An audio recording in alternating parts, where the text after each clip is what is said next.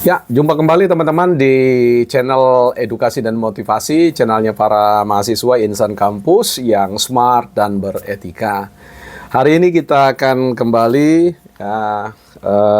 ngobrol-ngobrol atau bincang-bincang di dunia sekitar pembelajaran, pencerdasan diri, peningkatan kompetensi atau kapasitas di dalam berpikir, dan berdiskursus atau berwacana. Teman-teman, apapun kuliah teman-teman, prodi atau program pendidikan yang teman-teman tempuh, tentu tidak terlepas dari aspek terdalam dari diri kita, apa yang disebut dengan inspirasi dan motivasi. Ya, setiap orang yang tidak memiliki motivasi atau tidak termotivasi dan terinspirasi, tentu tidak akan pernah dapat mencapai, katakanlah berhasil dalam apa yang dia inginkan dalam studi, dalam karir, dan dalam kehidupan ini. Nah, hari ini saya khusus membagi pengalaman, khususnya terkait dengan buku-buku yang saya baca yang memberikan motivasi sehingga sampai hari ini saya boleh ada di posisi ini, boleh menyelesaikan 3 pendidikan strata S2,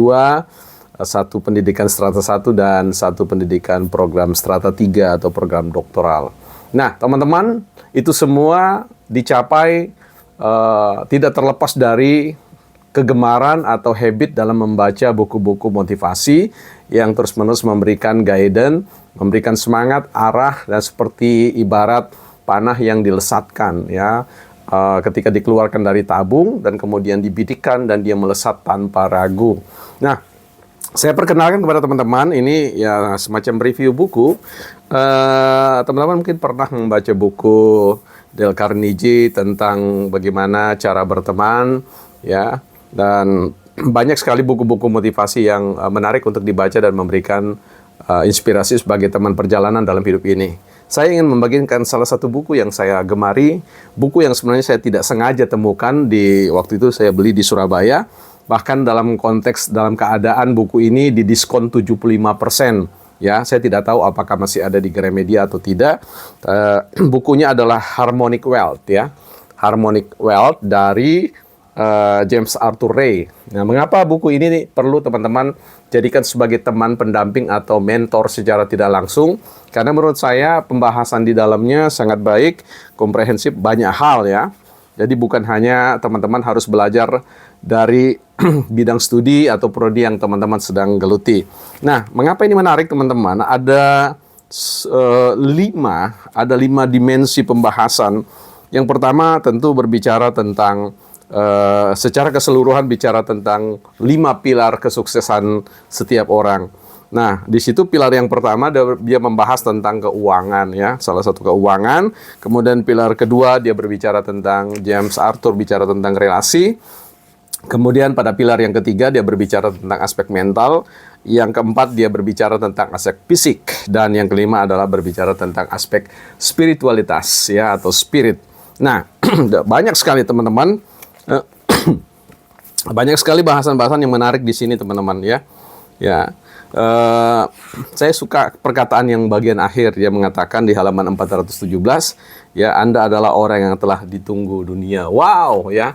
Anda dan saya adalah orang yang sedang ditunggu dunia untuk mengembangkan kompetensi atau sebut saja talent kita yang sudah merupakan bawaan genetik dari lahir dan kemudian berinteraksi dengan lingkungan yang cocok dan kemudian menghadirkan varian-varian kompetensi, ya, kemampuan, talent yang dunia sedang tunggu, dan itu semua berdiam dalam diri teman-teman dan saya, ya. Tentu saya sedang melakukan sebuah proses berkembang secara maksimal sebagaimana yang ada, yang Tuhan karuniakan buat saya, yang berikan bagi saya.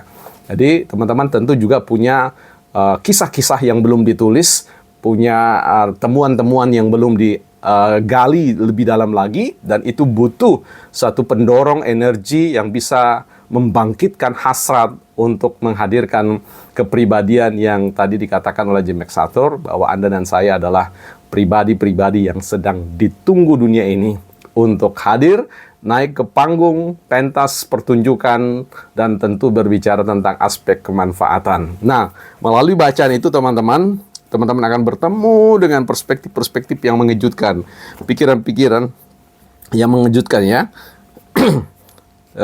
Misalkan juga kita berbicara tentang jangan mengharapkan hidup yang lebih mudah ya. Berharaplah untuk menjadi diri yang terbaik ya. Jadi ini dia mau bicara tentang bahwa tidak ada jalan mudah ya, tapi jalan agar segala sesuatu itu bisa mudah dilalui. Jadi itu berbeda ya. Tidak ada jalan mudah untuk kesuksesan, tetapi ada kiat, ada strategi, ada cara terbaik untuk melompati kesulitan-kesulitan itu, atau kalaupun melalui tahap demi tahap dari satu keberhasilan yang satu dan keberhasilan yang lain. Tentu waktu tidak cukup teman-temannya kalau saya ingin membahas tentang segala sesuatu yang ada dituliskan dalam ini. Nah, salah satu yang menarik juga ya, terkait dengan bahasan yang dibahas oleh James MacArthur itu berbicara tentang aspek ya, misalkan menaklukkan diri, menghadirkan diri sebagai seorang penulis ya. Di sini misalkan dikatakan, jika Anda seorang penulis, bagaimana jika Anda menulis 1 halaman sehari? Nah, saya sudah bahas teman-teman di video yang lain, one day, one page ya. Jadi mengatakan bahwa kalau teman-teman konsisten menulis dalam perspektif yang diperkaya, ketika teman-teman konsisten dalam menulis apapun pekerjaan-pekerjaan teman-teman, atau bahkan mau berencana menulis buku, maka kalau belajar menulis 1 halaman setiap hari, one day, one page, maka dalam 1 tahun teman-teman akan memiliki buku yang halamannya jumlahnya 365 halaman. Nah, bahkan kalau teman-teman mau bagi 2, teman-teman bisa mendapatkan 2 buku, 2 judul buku yang sesegera mungkin membawa Anda pada level panggung penulisan Indonesia atau sebagai seorang penulis di Indonesia. Ya, aduh mohon maaf teman-teman, batuk terus nih. Nah, jadi bahkan teman-teman akan melihat bahwa proses perjalanan 365 itu ibarat pertumbuhan benih ya, dari benih biasa, kemudian bertumbuh tunas, dan kemudian tumbuh batang, tumbuh ranting-ranting, tumbuh daun yang lebih lebat, bakal buah dan berbuah dan seterusnya. Itu sebuah perjalanan yang mengasihkan teman-teman. Jadi teman-teman boleh bebas memilih buku apa saja sebagai satu mentor, sebagai pendamping, sebagai penyemangat jiwa, peletup jiwa yang membuat teman-teman selalu memiliki energi untuk mengambil sebuah keputusan, melakukan sesuatu untuk kesuksesan studi teman-teman, dan tentu bicara tentang kesuksesan yang lebih luas dan lebih jauh dari sekedar sukses di dunia kampus ya. Nanti kita akan berbicara tentang relasi kesuksesan antara di dunia kampus dan di dunia di luar sana ya.